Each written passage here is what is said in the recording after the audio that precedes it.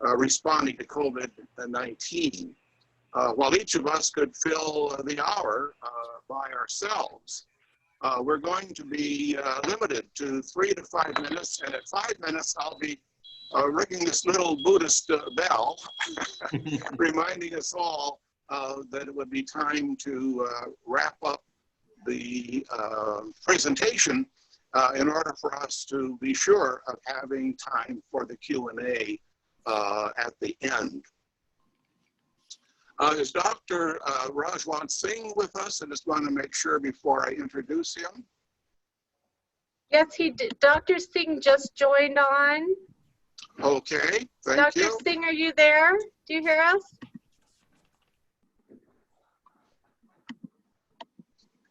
I let him into the room. We have so many participants. Okay.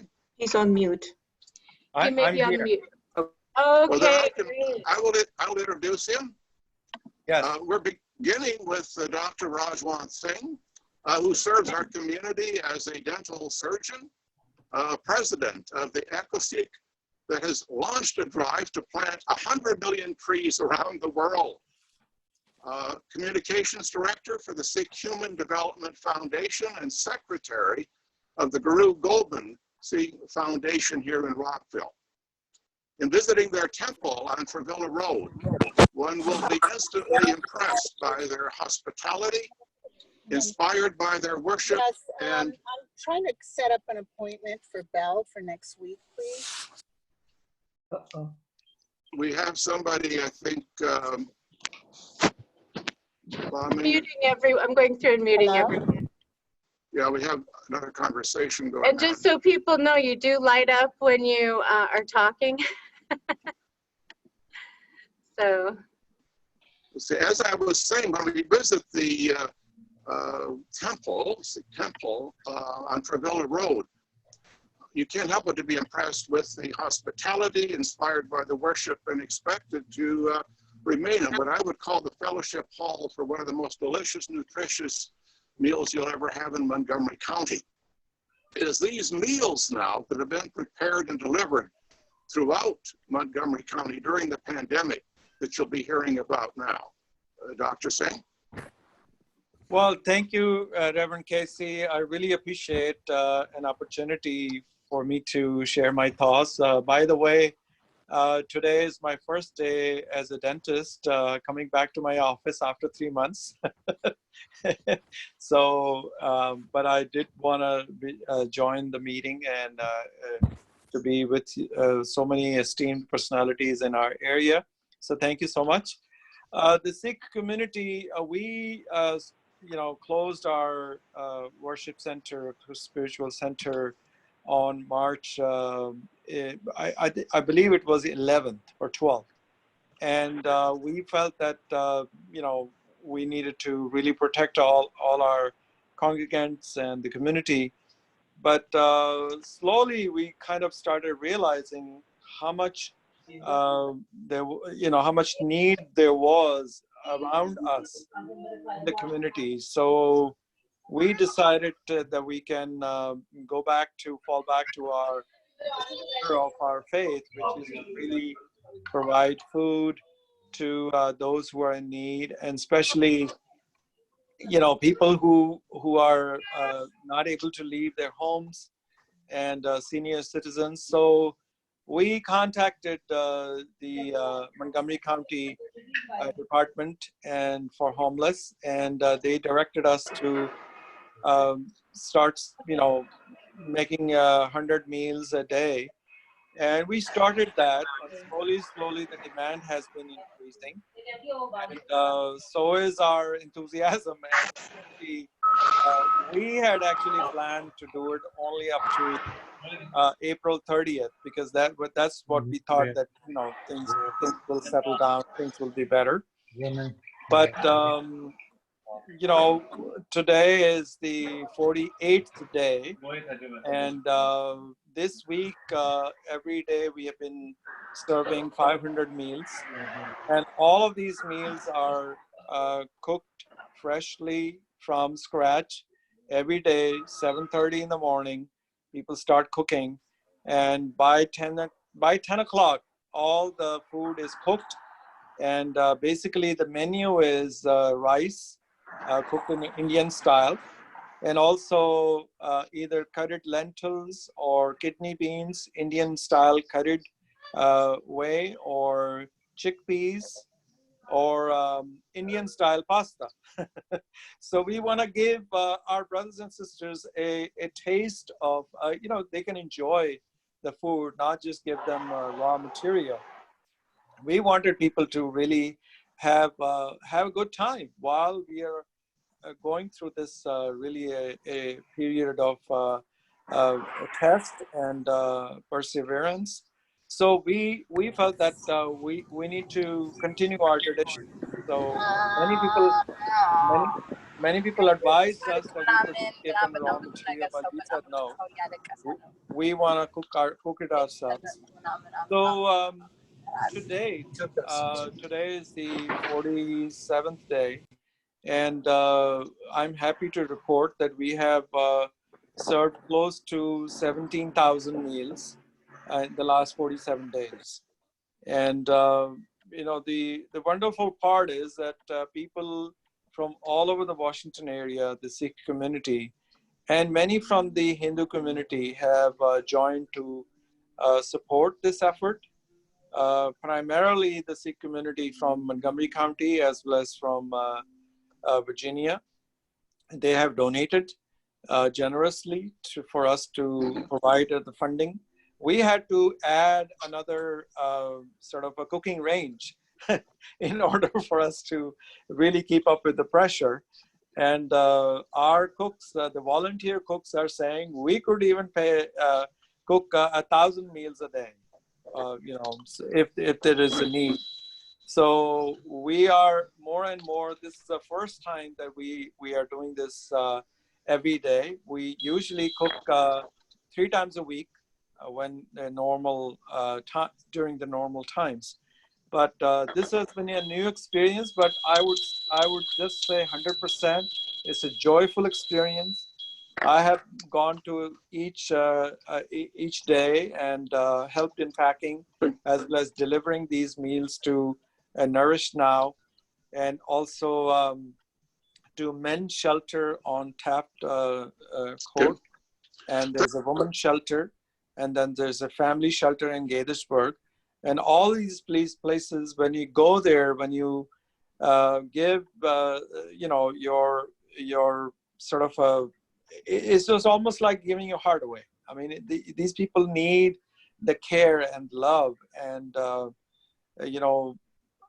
in our scriptures it is said, "Kal khaye ki chahathon de nanak raah pachhane se," that when you work hard and out of your own sweat and labor, whatever you can give out to others, that's what gives you an opportunity to experience God's presence.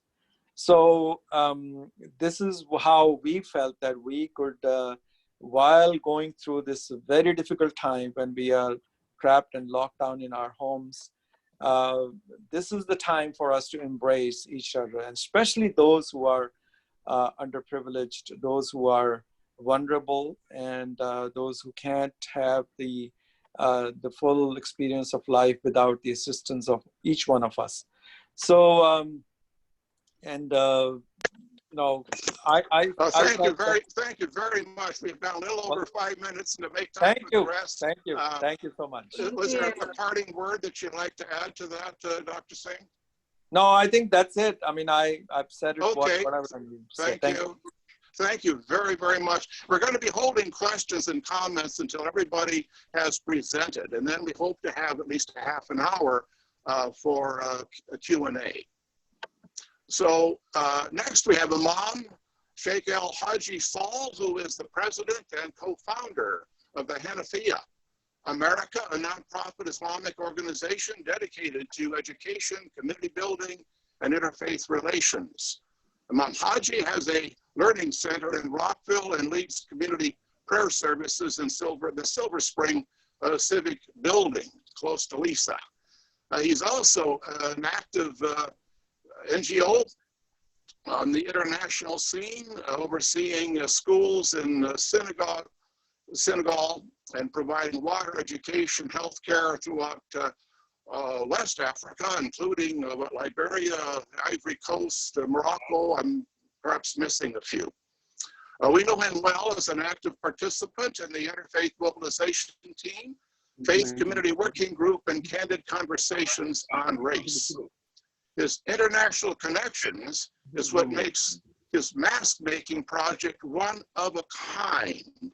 And Lisa, tell me if I'm back on the screen, because I have a few of his masks made of fabric from the different countries to show people. There we are. Haji, how did you come by this? Thank you, Reverend. Thank you, Lisa, my friend Lisa. Thank you for making me part of this meeting talking about the COVID-19. If I remember, the question was why and how. Why we involved and how we are being involved. The why is involvement is not because we just wanted to be involved. It's our religion, Islam, requires to stand up for anything when it happens like that, any issues in the community as a whole, regardless, to stand up and work and leave everything you do and be helping the community until whatever situation happens. Here we're talking the pandemic that's worldwide that affects everybody in the whole universe. In this case, we apply 3 rules that's in the Quran, which is the neighbors in the community, the poor, and the stranded travelers. For to reach out to those and make sure they find, to make sure everything they have is saved, and to make sure they're in security. And we, in line with the county and with the community and with the Hanifi organization where I'm the president and imam as well, we have a task force, and the task force was key to 3 things. Number 1 is to make sure we get the food where it's needed. And number 2 is to make sure we distribute the mask where it's needed. And number 3, and to make sure the stranded travelers, and many of them are here, make sure we identify them and make sure we help them out so they can be secure, which we've done very successfully. In the last couple of months, we distributed over 500 meals a week, total maybe about 7,000. And we still be distributing meals. It's not even enough, because we're not standing in one place. We are traveling. We're going to where it's needed, to the homes, to the street, and hand it out to the homeless, and even people who have homes, even have jobs, but they don't have enough means. So we've been doing that. About the mask, we've been distributing the same way. About the stranded travelers, we did the same thing.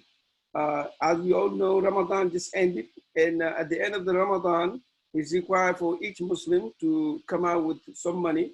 It's calculated, very small amount to be able to feed one person that day. We were able to collect enough money to distribute it to the community. We had a lot of cash, and we made sure all that money went to the needed people. So that's what we have been doing. So just wanted to stop here, inshallah, for questions, and wanted to pray and ask Allah subhanahu wa ta'ala, God, to save us all from this pandemic, for us who are here healthy talking, our family and our community. And for those who pass away, to have mercy of them, all of them. And for those who are in the hospital, in the home, sick, may Allah get them out of their sickness and give them a quick recovery. Assalamu alaikum wa rahmatullahi ta'ala wa barakatuhu. May peace be with all of you to the end of time.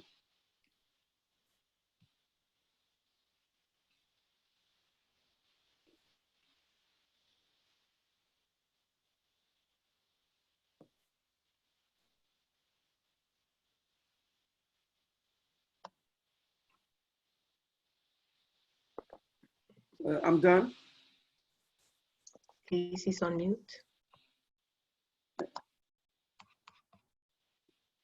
Casey's muted. I've been done. Did you all hear me? Yes. Yes, because I'm done. I think Reverend Casey is muted. And Lisa is muted the same way. And I was muted too. I All muted right, I'm everyone sorry. because there was so much noise. Let me, yeah, I think if other people and they're not on could mute, that would be helpful. Okay. Um, But did you all hear me? So I was saying salam and amen to your presentation, Imam Haji. Thank you. And let me then next, and we'll be getting the questions and conversation after everybody's presented. Next is Rabbi Abby Sharovsky, who is Director of the Intergroup Relations and Rabbi in Residence for the Jewish Community Relations Council. Abby has been Deputy Director for the Jewish Welfare Chaplains Council and a Rabbi Without Borders Fellow. Today she serves on the Executive Committee for the Faith Community Advisory Council, co-chairs the Faith Community Working Group, chairs the Education Committee, serves on the Interfaith Mobilization Team, and is the facilitator for the Candid Conversations on Race.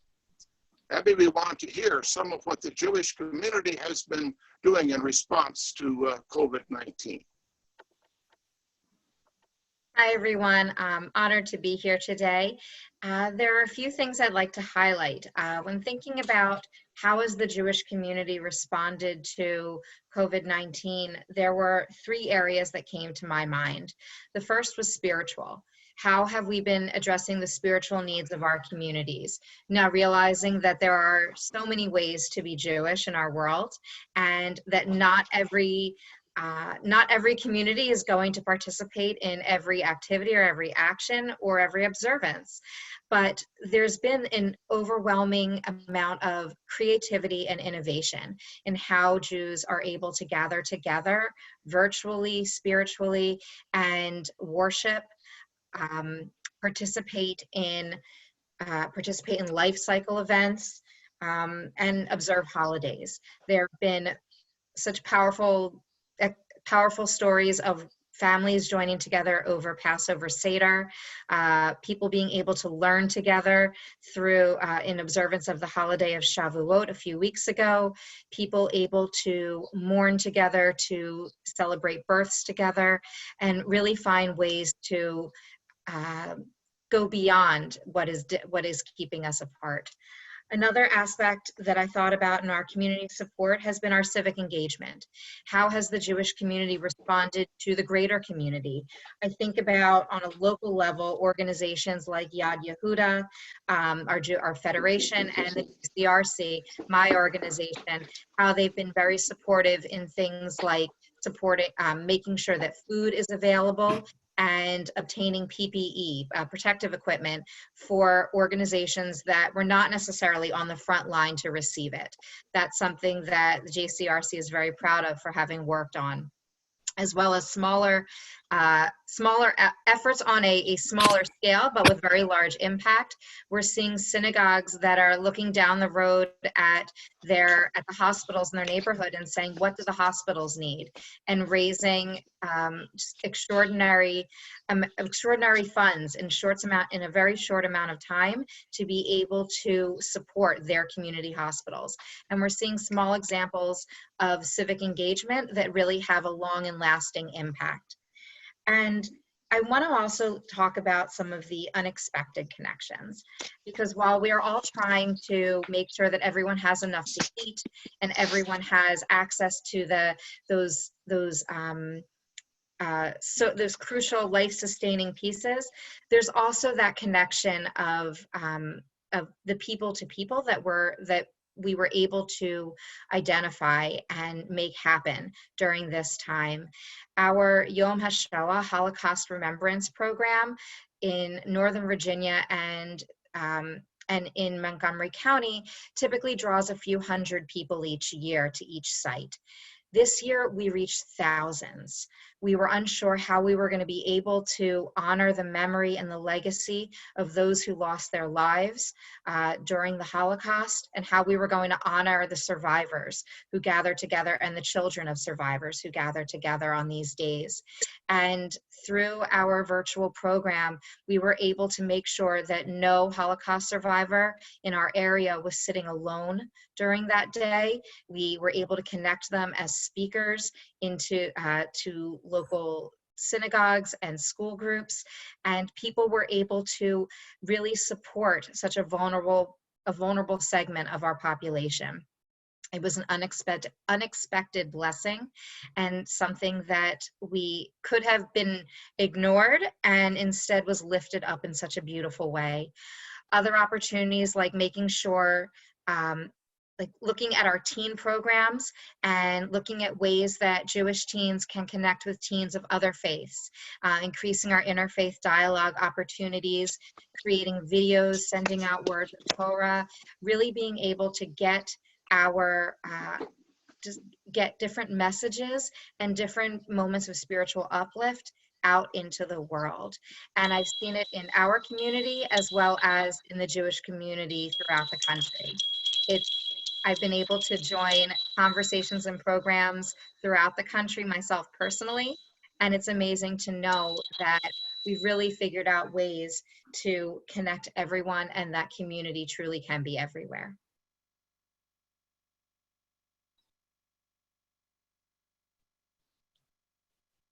Thanks, Casey. Thank you. So I've been muting everyone. So Casey, I'm sorry, you just have to unmute yourself each time. That was a wonderful presentation. I had just unmuted myself. So looking forward now to the Reverend Dr. I have no idea if I have to wait or not. Pastor of People's Community Baptist Church. Get that, People's Community Baptist Church. We're meeting in those words with a ministry extending to the continents of Africa, Asia, and South America. He serves on many community organizations, including the Community Foundation of Montgomery County, Leadership Montgomery, Good News Jail and Prison Ministry, and the National Baptist Convention, USA. During the pandemic, People's Community Baptist Church has become one of the primary go-to places for food. They have worked in collaboration with area faith communities and nonprofits, East County Citizens Council, and done their own grab-and-go opportunities for people to get a box of food placed in their vehicles. We await your word, Pastor Robinson. Well, good afternoon. And again, thank you for including me. And by including me, including the People's Community Baptist Church family, including the Black Ministers Conference of Montgomery County. Thanks for including me in this forum. I think the why for our engagement and our involvement is the universal need and that we share, the human need that we all share, the human fears, the human pains, the human suffering that we all share as it relates to COVID-19. Everyone seems to feel the impact of that, and therefore it has fostered a unity and a coming together of various faith systems, and even within the Christian faith, various denominations coming together. And I would dare say that even though there has been the legislated isolation, that our congregation has probably come closer together, and many persons even more engaged in the life of their neighbor, in the life of the community, and right within their own home, families spending a lot more time being connected together. Some of the things that we have sought to do intentionally, so first of all, would be prayer. We prioritized prayer as something that was critical for all of us if we're going to get through this. And that's praying for people around the world, praying globally, praying locally, and encouraging people to pray regularly. And so we have regular times during the week where persons gather together by way of Zoom, by way of conference calls, and come together just exclusively to pray one for another and to pray for our world and for decision makers. And so prayer has been an important part of what we have done in this COVID season. Not that we don't pray at other times, but we particularly have emphasized that during this season. Also, we've continued with our weekly worship. We kept it live. I know that many have pre-recorded their experiences and posted them. We felt that it's been important to allow our members and those outside of our membership to experience something live, something vibrant, and something present and dynamic. And so the feedback from that has been very encouraging. We've offered Bible study to seniors, to children and youth, to adults. We felt that in order to get through these unprecedented experiences, that we need some word from God. And so one of the scriptures helps us to know that God's word is a lamp unto our feet, a light unto our pathway, meaning when we're treading in terrain that we've never treaded before, it's good to have the word of God to guide us and direct us. So we had Bible study throughout our time together. Our wellness ministry has, did I hear the bell? Yes, but go ahead and wrap it up. Thank you. Okay, all right, thank you.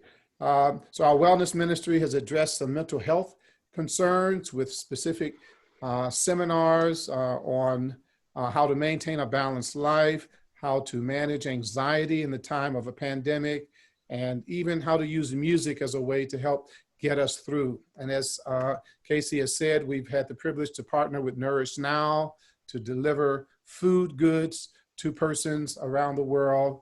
And the most simple thing I think that we've done, I don't know, Casey, if you received the email that I sent to you, but we almost began this by just asking people to make a photocopy on their own printers of a document that simply said, hope is here, and to post that in their front door glass or somewhere visible on their office door or somewhere that simply says hope is here. And that might encourage persons as they go through this period of despair and seeming hopelessness, that if that was popping up all over communities and all over workplaces, that it might inspire some hope to people. So just a simple message that says hope is here.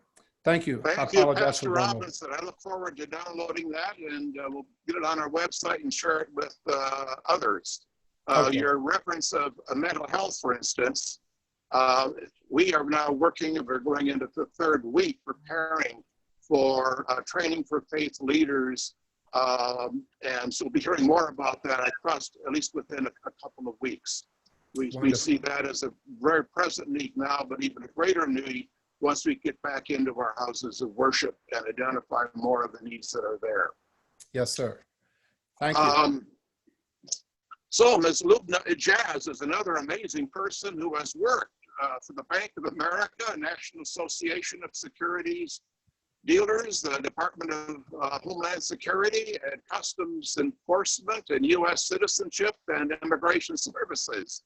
So you can see why she's very well prepared to be chairing the Board of Trustees for the Muslim Community Center, serving on our executive committee for the Faith Community Advisory Council, and co-chairing the Faith Community Working Group. During the pandemic, she has provided oversight for the health clinic at the Muslim Community Center and been engaged in providing food and other services for the greater community. Her spirit of compassion and service for all is seen in having her sons caring for COVID patients as physicians, and her extended family now, I think, a total of 20 people serving as nurses and medical practitioners. We thank you for that, Lubna, and look forward to your report on what MCC and other Muslim communities are doing here in Montgomery County. Thank you. Bismillahir Rahmanir Rahim, in the name of God, the most gracious, the most merciful. Assalamu alaikum, good afternoon all. The COVID-19 pandemic came as a surprise to all of us. For over 12,000 Muslims of Montgomery County, there was a sense of fear, insecurity, and helplessness, just like any resident in our county, the state, and the country. I am grateful to have this privileged opportunity to share the numerous and behind-the-scenes reactions and actions of the Muslim community, most specifically in Montgomery County and our neighboring localities. Others may have their own perspectives, but in my humble opinion, observations, and interactions with numerous faith leaders, the Muslim communities came together and out of not only our deep religious beliefs and obligation to help others in need, but most importantly, because of our inherent human desire to lift others who have fallen, feed the hungry, care for the sick, and provide relief in any form to everyone who needs help. In one of the sayings about our Prophet Muhammad, peace be upon him, he was asked which act in Islam is the best, and he replied, to feed the poor and the needy, and to greet those whom you know and those you do not know. These are exactly what we have done and will continue to do. I'm grateful to the Montgomery County Executive and his government, including the County Council and the Faith Community Advisory Council, for their leadership and swift actions during the unwelcome crisis. On behalf of our Muslim community, we pledge our continued support and reaffirm our solidarity with our county government and other faith communities. Indeed, we are all in it together. Let's strive harder and be united to combat this deadly pandemic. And again, let's remind ourselves that it is as important to fight and eradicate racism, social injustice, and inequality.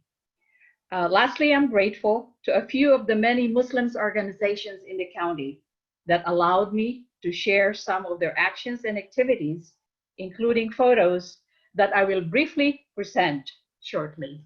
So if you let me, I'm going to share my screen and I'll walk through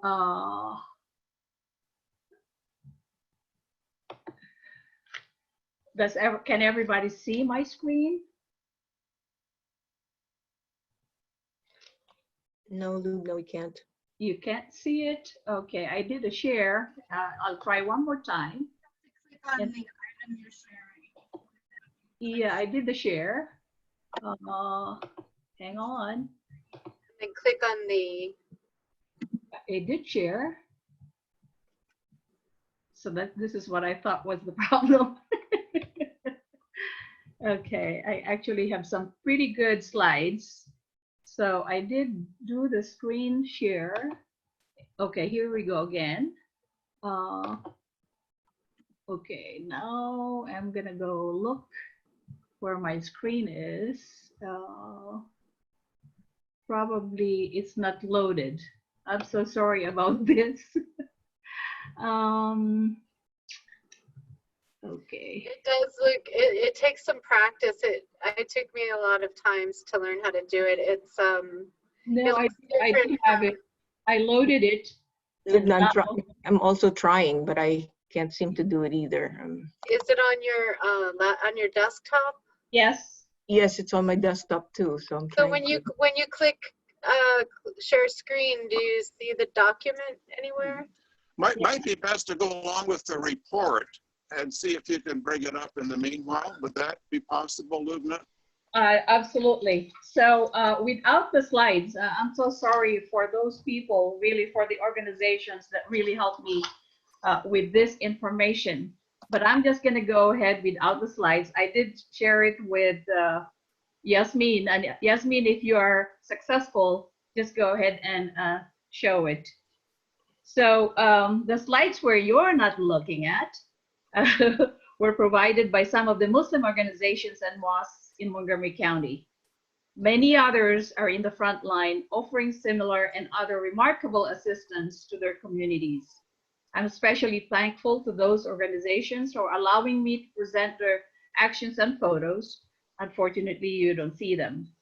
I must say that all these organizations have a few things in common: food and meal drives, monetary assistance, and emotional counseling and caregiving to anyone regardless of their faith.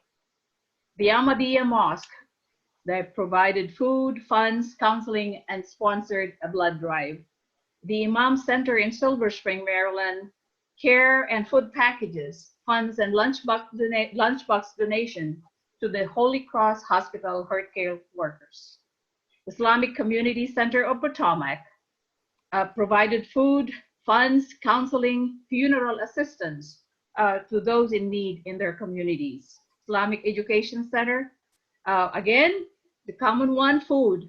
They also celebrated Eid with a car parade while distributing food and toys for the kids. Islamic Society of Germantown, food drive every day and continuing to do so today.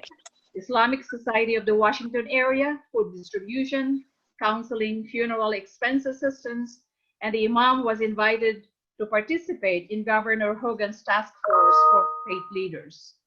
Muslim Community Center, which I'm associated with, I have to say that, we did do a lot of food drives, cook meals during Ramadan, COVID-19 relief fund, counseling, funeral expense assistance, the medical clinic mentioned by Reverend Kaseman earlier.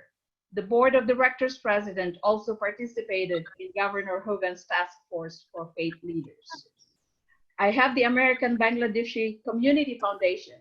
They raise funds for food and essential assistance to the needy.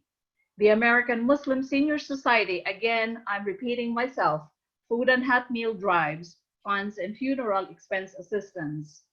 These are some of the continuing services that are being provided to the communities and the communities at large for the Muslim organizations. Thank you, and assalamu alaikum. Alaikum salam. Dear Lubna, thank you. Lubna never does things halfway. I can tell you that I was pleased to be posting some of these pictures throughout the season of Ramadan on my Facebook, and I think some are in our on our website under the Interfaith community of Montgomery County. We'll have a slide on that coming up later. Please share the file that I sent to whoever is interested, because kind of spent a lot of time actually putting it together with the help of really few of the mosques and organizations around the county. Thank you very much, Lubna. Thank you. Bishop Chris Matthews serves through the Church of Jesus Christ of the Latter-day Saints, the board of the Interfaith Council of Metropolitan Washington, the executive committee of the Faith Community Council, the Faith Community Working Group, the Education Committee, and Interfaith Works. His professional career in the greater Washington area was as a consultant in the population health management field that's equipped him well for engagement now in programs related to poverty, healthcare, homelessness, and interfaith relations. I'll never forget that while this was back now at least a couple of months, while other faith communities were organizing themselves to be providing food, that the Church of Jesus Christ of the Latter-day Saints donated 40 tons of food initially to the DC Food Bank out of their warehouse. And we look forward to hearing more about that and what you are prepared to do through your faith community. Thank you, Chris. Thank you, Reverend Kaseman. I will be trying to put up some slides in a moment, so I will share the screen. But let me just say that our faith, we've been taught that to view the world through the lens of mercy and compassion. I think that drives what we are trying to do in the world. But since God is keeping things in a divine balance, that crafts my identity to serve others, to advance equality and show up for one another. So let me just share my screen if I can. Here we go.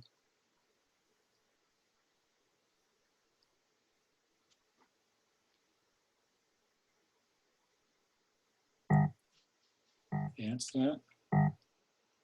How do we advance? There we go. I think another thing that we are taught through our scripture that it's important to organize ourselves and to plan every needful thing. We learned from the Depression back in the 30s that we need to be prepared for these kinds of things, not only for ourselves, but for those who are in need. From our scripture, the Book of Mormon and the Book of Mosiah, which talks about a king, King Benjamin, 200 years prior to Christ. And let me just read, which sort of gives you a perspective of how we should view those who are less off than we. Perhaps thou shalt say, the man has brought upon himself his misery. Therefore I will stay my hand and will not give. For behold, are we not all beggars, depending on the same being, even God, for the substance for which we have? So we've been very diligent in terms of developing worldwide a welfare system that really started back in the 1930s to accommodate needs that go on. And that's really financed by members of the church who fast every month, once a month, and donate the money from fasting to the support of the poor and needy. So I'm going to talk to you a little bit from sort of top down and bottom up. So we have this central ability worldwide to provide food and raiment for people all over the world.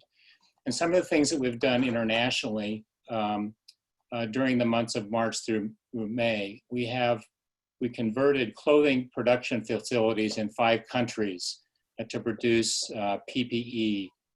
We also partnered with Project Hope to develop PPE, send PPE to China. It indicates the amounts of that. We also worked with Moms Against Poverty to provide gloves and supplies to the people of Iran. I've also been working with in other countries that are listed there with the Red Cross and Project Hope. Church members were also challenged locally and worldwide to produce 5 million masks for various organizations. This is a picture of one of the facilities. This happens to be in Brazil, that was converted to make PPE and masks. Give you an idea of capacity. And this is a picture of the respirators that were sent to China in conjunction with Project Hope. This shows a delivery of hygiene kits in Guayaquil, Ecuador, in April that were made to a very needy population in that area. And this next slide is one that took place in Argentina, where food was provided to a local Catholic food bank in that area. Locally, you may be familiar with what we call the Bishop's Storehouse or a warehouse, where we serve families in Montgomery, Prince George's, and Northern Virginia. Just to give you an indication of the capacity and the changes, monthly deliveries to local families prior to COVID were 40,000 pounds a month. And that spiked since COVID to 80 to 120,000 pounds. The number of individual families that were served during year to date are 2,200 families. And we also were providing service to other local agencies, another 104 families. Volunteers to that facility has also increased dramatically over that time period. So there's a very robust local effort. This is a picture of the facility where we're able to fill orders for families that are in need. This is a picture of a project that we did with the Islamic Society of Maryland, where we packaged 15,000 food packets in February for refugees in Somalia, and we enjoy doing those kind of things. More recently, and Casey referenced this, we partnered with the Nation's Mosque for food deliveries of 40,000 pounds to each of 3 locations in April and May: the Langston Hughes Community Center in Baltimore, the Nation's Mosque in Hyattsville, Majadula in Philadelphia.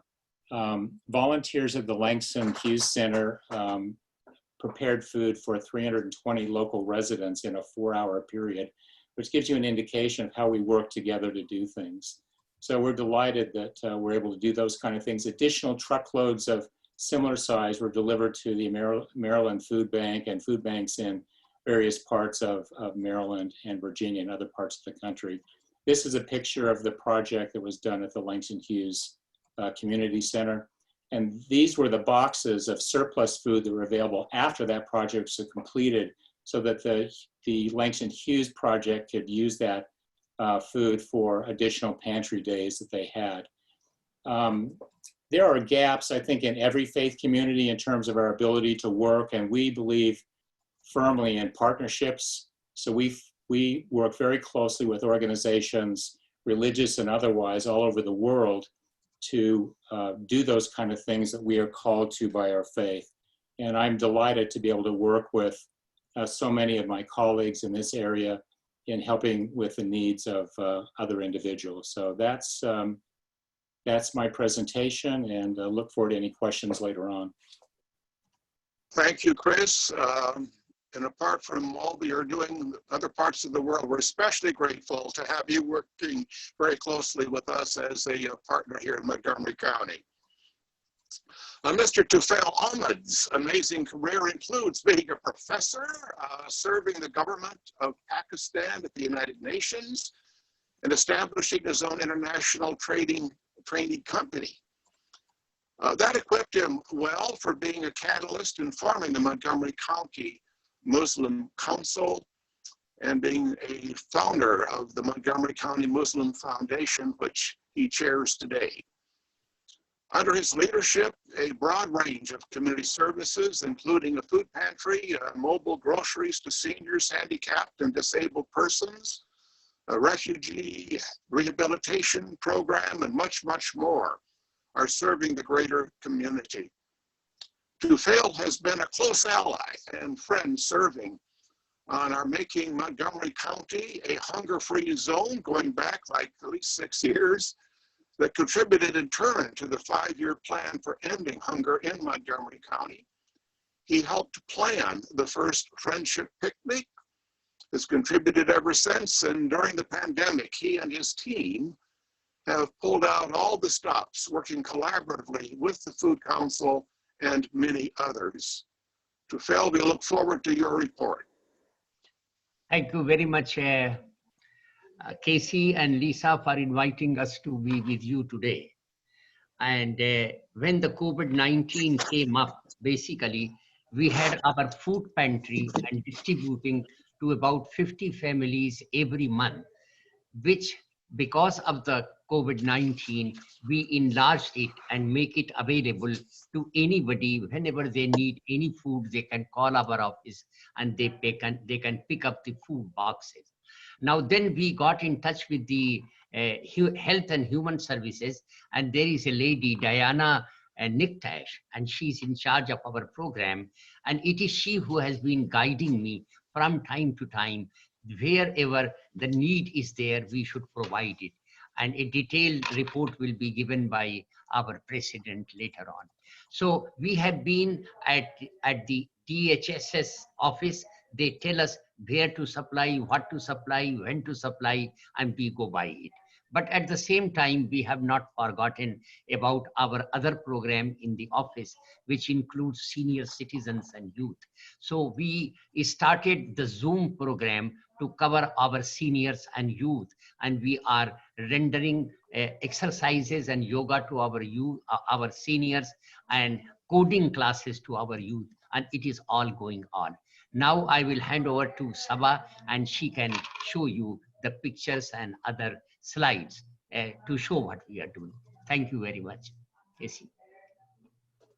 Sabha, please come on.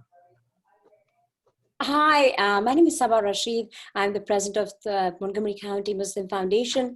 Can I share my screen with you? I need to just do a PowerPoint. Lisa?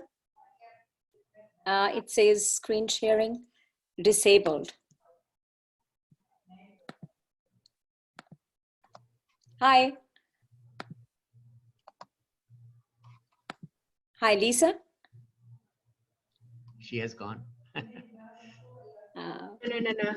Hi, Lisa. Lisa, I would like to share my I'm here. screen. Yes. I was trying to get to the spot where I can make you a co-host. Okay, And this thank will you. allow you. Sorry, I had. Yeah, because when I press share screen, it says it's not. Yeah, you have to be a co-host, but no problem. Now you are. Okay. Can you do it? So I have to share.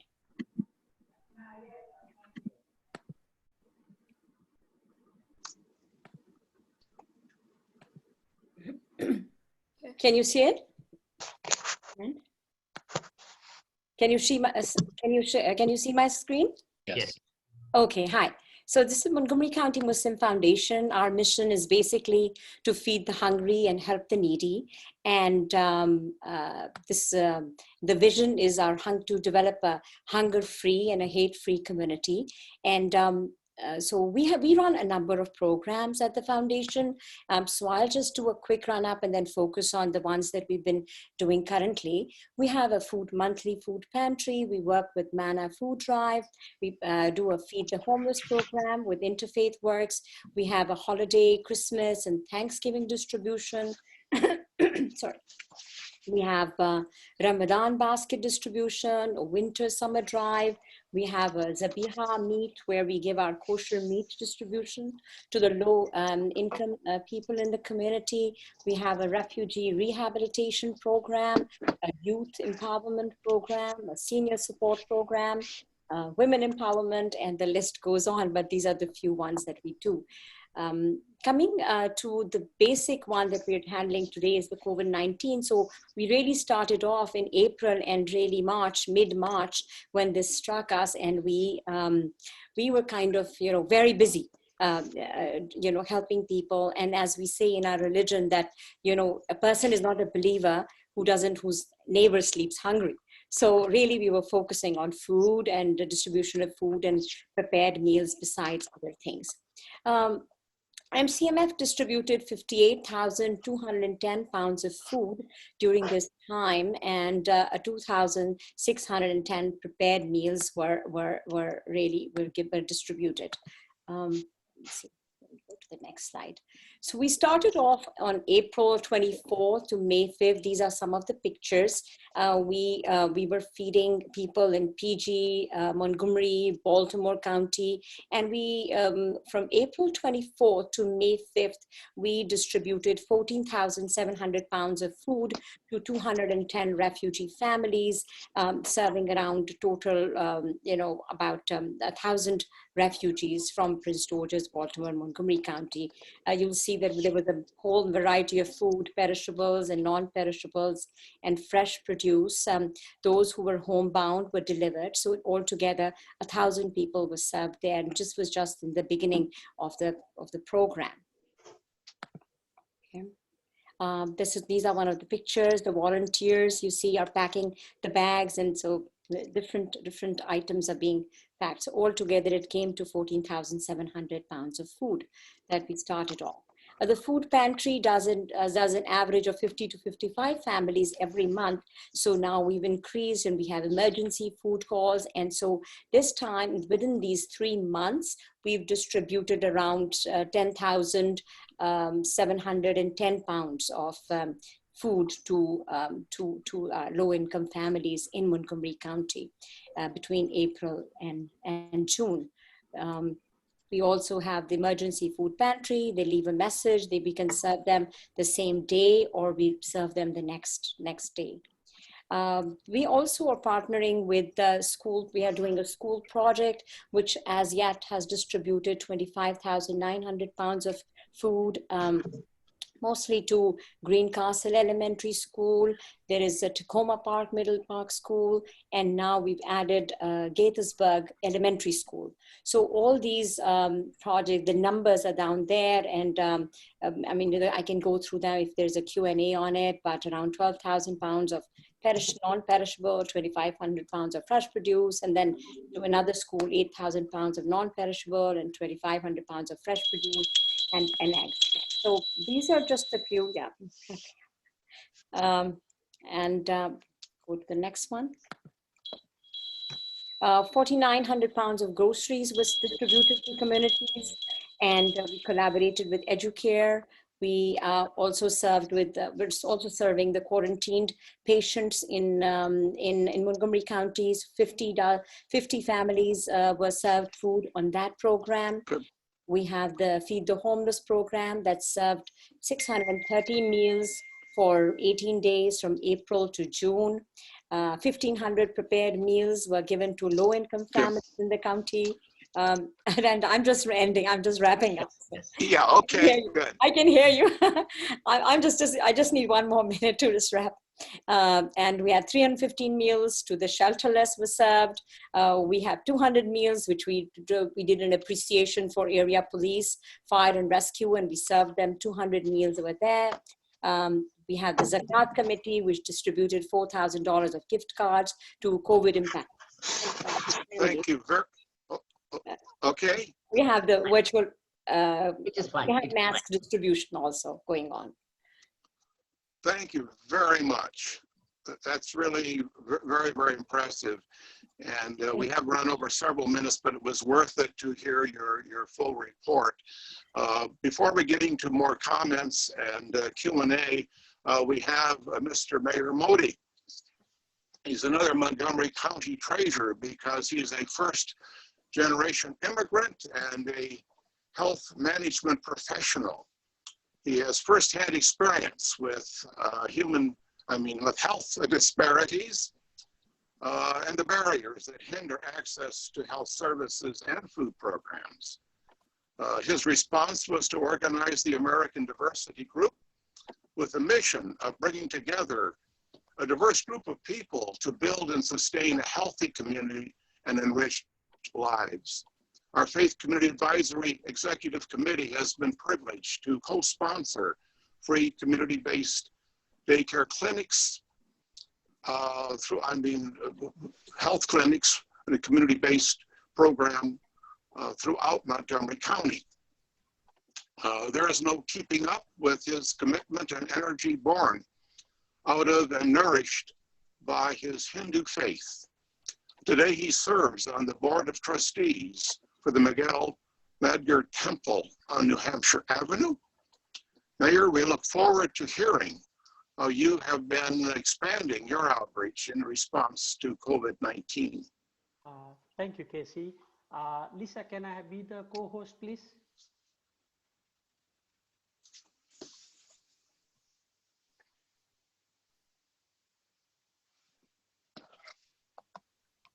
Can you all see my screen? Lisa, can you see my screen? Yes, we do. We see it now. Wonderful, wonderful. Thank you all, and thank you, Casey. Good afternoon, ladies and gentlemen. I'm Mayur Modi, and I'm one of the founding board members of the American Diversity Group. First off, I would like to thank Reverend Casey for gracing us this platform where we can share our cause. Collectively, I believe that all the organizations present here today have shared their projects, their programs with goal of aiding communities towards progress. Second slide, I have to go. So American Diversity Group is a 501(c)(3) nonprofit organization with the mission of empowering communities through enhanced healthcare services that go beyond the scope of clinical care. As we continue to be one of the leading organizations that focus on health promotion, awareness and education in the state of Maryland, we also expand our horizon by building partnerships with like-minded providers, faith-based institutions, and organizing fitting to the current need to the community. And as you can see from the map that I had brought it up before, this map, that we have been serving not only in Montgomery County, but we have been serving in other counties of Maryland and Virginia as well. And we have expanded our programs in other states now starting next year as well. Due to COVID, we have not expanded, but we are planning to do that. And ADG believes in importance of healthcare by connecting patients to partner specialists and primary care providers that offer reduced rates to the uninsured. We bridge this gap for underserved in the Montgomery County and also in the state of Maryland. And our main events are with the health fairs. With we have done it a lot of faith community based with first of all with Muslim community clinic. We have partnered with almost gurudwaras and other churches. We started in 2013 and through the years we have increased, and in 2019 we did almost 30 health fairs, served 7,000 people out in the community. But due to this 2020 pandemic, we couldn't do the health fairs, and we had to keep our health fairs on hold. For now, we are continually serving our community by referring them to telemedicine and teledentistry. During the COVID crisis, we have been referred a lot of patients with teledentistry issue who are unable to attend the dentist program. So we started the teledentistry along with the telemedicine project during the COVID. You know, after that, what we thought was that we should start our community diversity, such as presently grab and go food program. And our food program started in May of 2020. And so far we have been doing it on the weekends. And I think in last Sunday, we were able to achieve almost 100,000 pounds of food grab and go to almost 4,000 families in the community. And we'll be doing it at our faith community at Sri Mangal Mandir in the month of June. We have done 2 Sundays and we'll continue doing almost another 2 Sundays. And then in July, we will continue doing it at some other locations, as well as we are committed to doing this grab and go program for the community in need. And as we build our understanding of healthcare as a basics need, we also steadfast in our mission of being a form of support in this unprecedented change. We expand our programs to increase our reach for sole purpose of service to humanity, elevating hearts and minds that help is available when needed. Similarly, it is continuously looking for opportunities to serve the mission with other partners of the faith base in the community. And this is what I would end with my presentation, and be happy to take on any questions after that. Well planned, right at 5 minutes. Thank you. Thank you, sir. For the grand finale. Now, as we open it to people who have been thus far observing, I'm wondering if Heather Burskin is with us, or another person from the Montgomery County Food Council, because I'd like very much to have all of us aware of what the partners today and so many others have been doing during this time of the pandemic. Heather's on. Hi there. Thank you so much, Reverend Kaseman, for the opportunity to be a part of this discussion today, and to all the community leaders that are doing just absolutely critical work in supporting our food insecure residents, family members, friends, and neighbors. Reverend Kaseman, is it okay if I share my screen? I think that had been the... Yes, hopefully you can do that, and hopefully we can get this maybe done in a couple, 3 minutes. Heather, is that possible?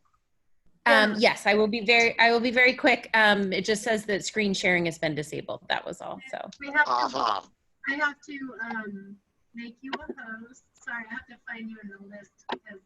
And if Meyer Modi could remove his share also. I have to find you here.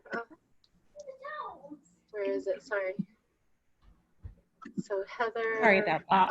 I did remove my share. You removed it? Yeah. Is it still showing? Your screen's still up. You have to stop share. And we have Heather as a co-host now, so she can share her screen, hopefully. I'm just not sure. Sounds good. Yep, I've got it.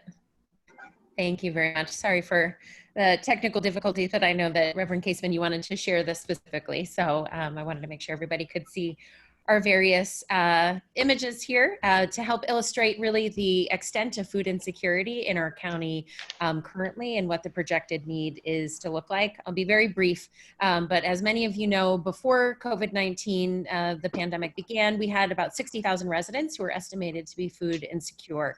And the overall projections are that we'll have a 50% increase in food insecurity for the next few months, potentially into a year. And so that is holding true with what we're seeing related to the data of residents who are accessing food assistance services is about over 100,000 residents currently.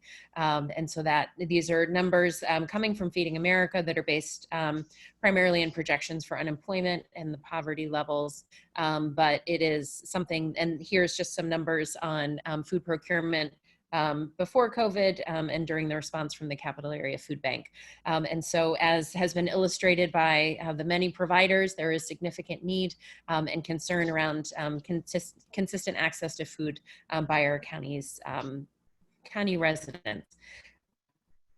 One thing, so I'm Heather Breskin with the Montgomery County Food Council. We're a nonprofit organization that serves as a convener around food system issues, and we are a member of our county's food security task force. It's led by our county's Office of Emergency Management and Homeland Security in partnership with HHS, but many of you have already been engaged with the task force, and this is a countywide initiative to provide coordination, access to funding, and other resources for the many, many organizations that are providing food assistance in our county. And so here's just a snapshot from a couple weeks ago of 1 week, over 15,000. And these are just the organizations that were reporting data at that time, but 15,000 residents that were served. Over 500,000 pounds of food distributed so far. We also have about 30,000 produce boxes that are being distributed through the Farm to Families program, which is a USDA program that you may have heard about on the news. There's also a lot of coordinated response at the community level, bringing together faith communities as well as nonprofit partners and other government agencies to provide coordinated services, including access to diapers, potentially testing, COVID-19 testing sites, and medical kits and other resources that families need as well. Thank you, Heather. I can tell you that 1 o'clock, I'm going to add a footnote now to what you referenced in terms of these weekly sessions at 1 o'clock hosted by Heather and Amanda Nesher. They orchestrate updates featuring partners galore. Several of us who have already presented today are part of that. For me, it's a sacred time. If you I have an active spirituality, you see, so for me to be able to sit back, they're taking total charge of all of it. And what I'm witnessing are people stepping forward, briefly reporting on all the things that they are doing, collaborating to see that the communities with greatest need and those with unique dietary desires and requirements are being met. It's really inspirational. You can't be part of that and not leave feeling better yourself and a lot better about Montgomery County. So with that, thank you, and let's open it up to questions and brief questions, brief comments.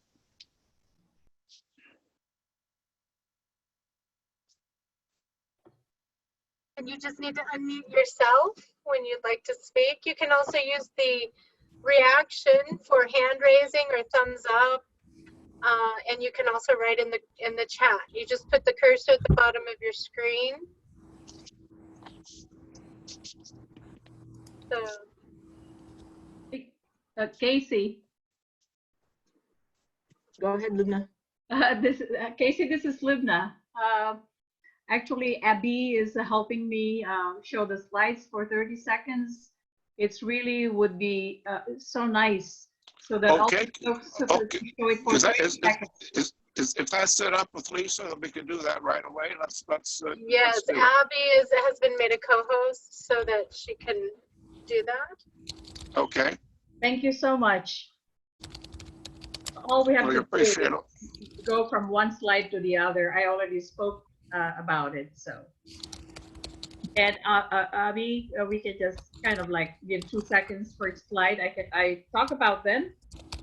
This is the Ahmadiyya works that they have been doing. Next, and here are some of the photos that they have shared with me. Next one is the Imam Center. I talked about it already. And some photos. The Islamic Community Center of Potomac is next. And some photos. Islamic Education Center next. And also their pictures. Islamic Society of Germantown, again, for their programs. And the next is the Islamic Society of the Washington area. No pictures. I got the Muslim Community Center, all the services that they have provided, and some photos that have been distributed by Reverend Kaseman as well. And we have 2 more slides, American Bangladeshi Community Foundation, which I talk about, and the American Muslim Senior Society, and some photos that they have shared. I'm so glad that we were able to show them this was a few hours of work that were provided to me by the different organizations. Thank you, Casey. Thank you, Lubna. And we will be adding those to our website. Thank you, and they'll be part of this recorded session, so others viewing it will see this as well. Thank you. So let's open it up now to you, dear patient people who have been waiting for an opportunity to speak. Hi, everyone. I would love to go if possible. My name is Doug Peach, and I am new to Montgomery County, and so nice to hear about all the work that is going on in the area. I was just hired by Sandy Spring Museum in Sandy Spring in Montgomery County to be their folk life specialist. And one of the things I'm doing with this work is trying to identify folk and traditional artists coming from various faith communities throughout Montgomery County in order to support those artists with the resources of the museum. So pertinent to this conversation, I'm thinking about what Reverend Dr. Robinson was mentioning about music as a tool of healing in this time of need for various congregations and faith groups throughout the county. So what I'm asking for, my question is that if in your faith community you have artists who are eager to looking for opportunities or looking to engage with other artists throughout the county, or just looking for how to get their folk and traditional arts out to other avenues, we would really, really enjoy talking with them. So Doug, I'll be very glad to get you in touch with the network I have, and I'm sure Lisa's taking notes too. So we'll be back to you. Thank you very much for being part of this. Thank you. Good to meet you virtually, Douglas. We'll have to collaborate because I also look for, and as an announcement, I would echo Douglas's request. If you have any traditional artists, whether visual or performing artists, we can find a place for them to showcase them to the community. Thank you. So thank you. We've already been doing a number of things. You're in a good place there. Sandy Spring Museum is doing more than most when it comes to interracial, interfaith, interethnic relations. Thank you so much. I'm going to leave my email in the chat. And at this time, this is why we love partnering with Lisa. The artists and musicians have so much to contribute, speaks universally to our needs and to our joys.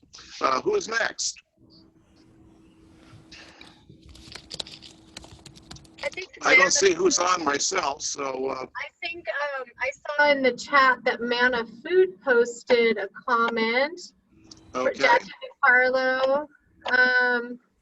Maybe, so I don't know if we can read what her comment says, or do you want to speak, Jackie? Just real briefly, I'm so grateful and amazed by what's been going on by all of the groups and even others who weren't able to share today. I do know that one bit of feedback is that some smaller agencies need assistance with ordering food produce and shelf stable items. And so that's, we're trying to bundle orders with our vendors. It saves on tax exemption, and saves on retail prices. So I was talking to a pastor today who is buying all of his food at Walmart. And what we're trying to do is say, well, you can buy from our vendors and we will bundle those orders. So I put the email in the chat, bulk purchasing at manafood.org, if that's a service that would be helpful to your organizations. Thank you, Jackie. We're pleased to be good partners. I'm proud of having a hand in forming MANA some decades ago. And MANA's relationships with faith communities are wonderful.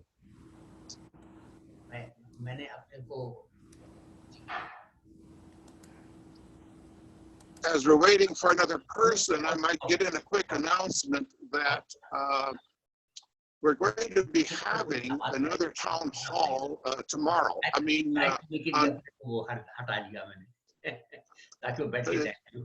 Tufel want to speak? Tufel, were you speaking? Oh, okay. So let me get an announcement out then with regard to a town hall on reopening houses of worship. We're going to have persons that can speak directly to what's happening with the COVID-19 virus today, and the updated phase 2 now and the implications of that for our worship and programming inside and outside of houses of worship. That'll be 4 o'clock next Tuesday. We'll be getting an announcement out with the speakers tomorrow. Has somebody else stepped up now with a comment or a question? Casey, hi, I'm Reverend Kaseman. This is Jackie Ogg. I am not at my computer, so I don't know if there's a queue or not. Go right ahead, Jackie. Just wanted to thank you and the whole faith community for this session and everything that you all are doing in these, very intimate times with all of our parishioners. And I just wanted to update folks that there is a new program in the county called Voice Your Choice, and it is a host of tools for people to use to think through what their goals and wishes for medical care would be if they're unable to choose for themselves. This is really a countywide campaign, and it is administered by the Jewish Social Service Agency and funded by Nexus Montgomery, which is a collaboration of all 6 hospitals. And again, I apologize. I don't have access to my screen, but I'd love to include, some of their COVID-19 resources and some of their upcoming free webinars in your resource list as a follow-up, if that would be useful. Of course, yes. We look forward to that, Jackie. Yeah. Thank you.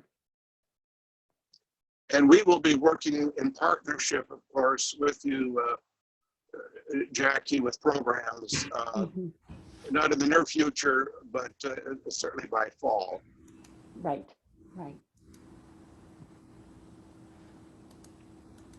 Anyone else? Hello, my name's Kent Marcoux. I just wanted to say briefly, I arrived late to this session because I've actually just discovered you. But I am the new senior pastor at Transfiguration Episcopal Church on New Hampshire Avenue. Oh, welcome. And it would have probably been sooner had it been in a different multiverse without the pandemic, but delighted to have found you and clearly excited about all the good work that you all are doing.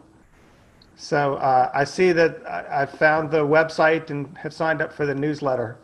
But if there's any other way to kind of get up to speed and meet any of you on the call, or I would look forward to doing that. We look forward to becoming much better acquainted, as we obviously share a common mission. Absolutely, and I'm a long time Montgomery County resident, a little further down towards Langley Park, but I look forward to meeting all of you at some point and to participate in all the good work you're doing. Thank you.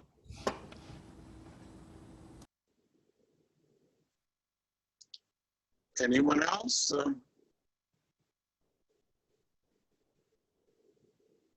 Susan Komatsky had a comment. She wanted to introduce herself. I think she's with Montgomery. Where did it go? Lisa, can you Are hear you me? there? Hi. Yeah, thank you. Yeah, just hello everyone. It's so nice to see you all, and I've seen some of you on our Monday calls with the Montgomery County Food Council. My name's Susan Kornacki. Yeah, I just reached out in the chat box to reiterate our contact information. If you have the time, I know everyone is very busy and these are really intense times and you're doing incredible work, but if you do have the time and would like to join us on Mondays, we meet every Monday by Zoom, 1 to 2:30 p.m.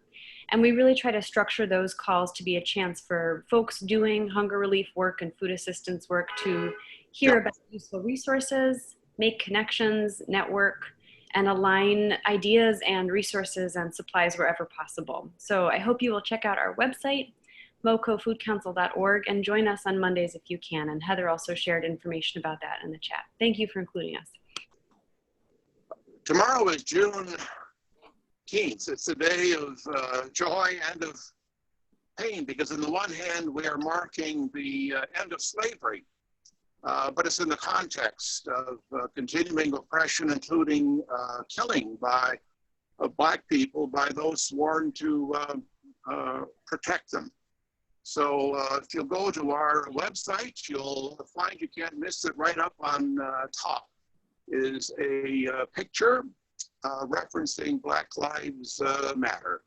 And if you click here just below that, it'll open you to a joint statement from our executive committee and statements on racism from 14 different faith communities.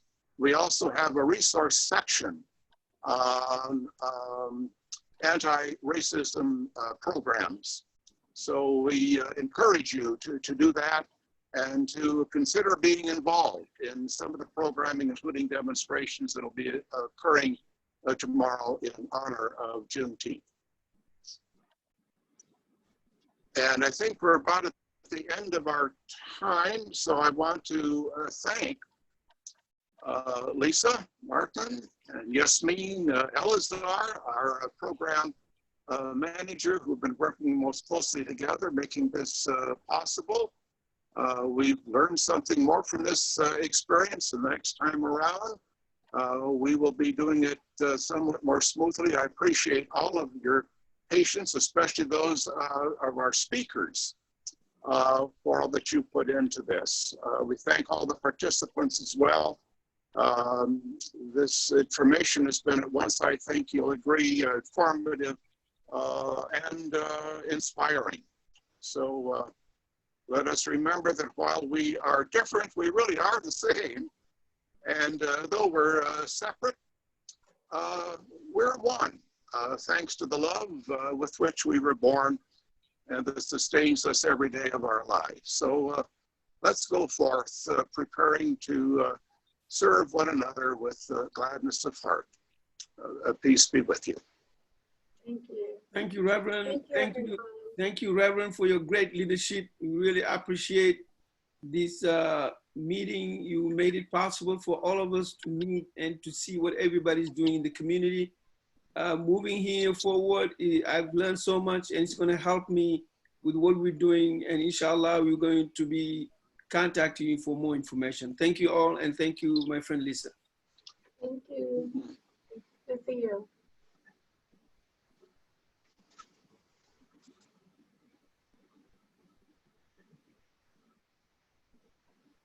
Thank you, everyone. It was great having you join us. I think Casey might have been frozen, but if there was one last chance, if you wanted to make a comment or... Okay, we hear Casey's bell. You're back, I think. Connected again.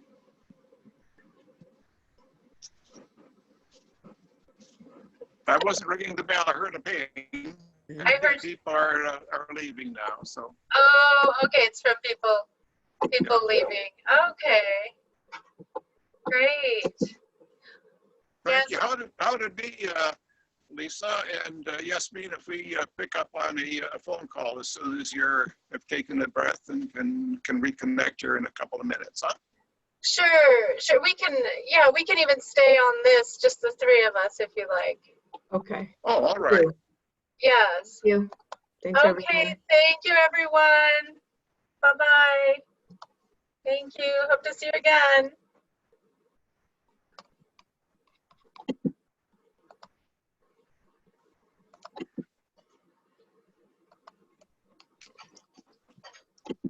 So people are just hanging up. I forgot to plug our next Interfaith series, but we'll find many opportunities. Lisa did it. Lisa I did. did. At the beginning. Oh, good. That's right. But it was earlier. Yeah. Okay. Yeah, I think. Is everybody off but the three of us? Just one. I'm just removing the people. They may have walked away from their computer. Yeah, now it's just the three of us. I think it went well. It went well, I think. What do you think, Casey? I thought it went well. It would have been, I think, a lot smoother.